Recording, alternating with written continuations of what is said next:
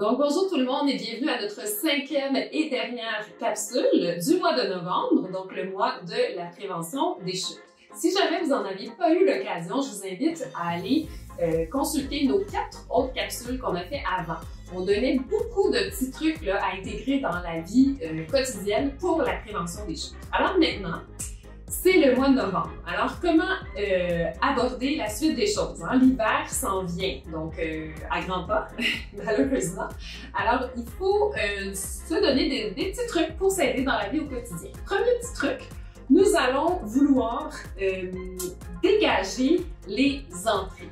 Hein, tout ce qui est neige, glace, donc quand vous sortez de la maison ou que vous rentrez dans la maison, c'est important que ce soit bien dégagé. Et pour ça, on va avoir du sel ou du sable, en fait, tout près de la maison. Hein. Il ne faut pas avoir à aller chercher le sable dans le garage et marcher sur la glace. Donc ça, c'est vraiment pas une bonne idée. On garde ça tout près de nous.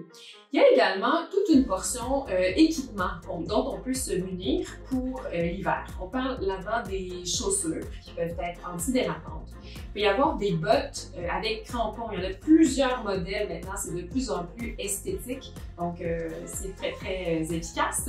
Il y a également des pics à glace pour les cannes. Très efficace également pour la glace, pour la neige. Et je vous rappelle que si jamais l'embout de votre canne est usé, donc le caoutchouc est usé, c'est bien de le remplacer avant l'hiver également. Donc, avec nos hivers québécois, on sait que des fois, il y a de la neige, il y a de la glace, il y a des tempêtes de verglas. Donc quand c'est possible, on essaie de choisir ces journées de sortie. On choisit les plus belles journées. Sinon, pensez aussi à faire avec les services de livraison, que ce soit pour l'épicerie, que ce soit pour la pharmacie. Alors, on n'est pas nécessairement obligé de sortir. Ces services-là peuvent se rendre jusqu'à nous maintenant. OK, donc pour un maintien des bénéfices de l'activité physique à long terme, c'est important de pratiquer de l'activité physique tout au long de l'année, donc dans toutes les saisons. Pour cela, il existe plusieurs ressources. On parle des centres communautaires, on parle des centres de loisirs, les clubs de marche, les clubs de vélo. On peut également faire de la danse, jouer au bowling, faire de la marche, faire de la course, de la natation, de la raquette, nommez-les. Il y a des tonnes d'activités physiques. L'important, c'est d'avoir du plaisir quand vous allez pratiquer vos activités physiques. C'est la chose la plus importante parce que ça motive, hein? C'est très motivant d'avoir du plaisir. On a le goût d'y retourner, en fait.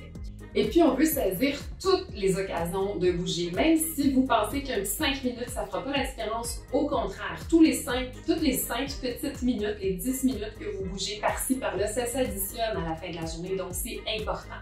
Bouger le plus souvent possible. Donc, si vous ne savez pas par où commencer, parce que des fois c'est un peu compliqué, hein, le début de ce processus, nous, les kinésiologues de chez Neuromotrix, on va se faire un plaisir de vous aider, de vous accompagner dans votre démarche. On peut vous évaluer, on peut évaluer votre environnement aussi, vous aider à trouver des ressources, vous faire évidemment des programmes qui sont personnalisés, adaptés à vous, à vos besoins et bien sûr, vous motiver. On est là pour ça, on est là pour vous.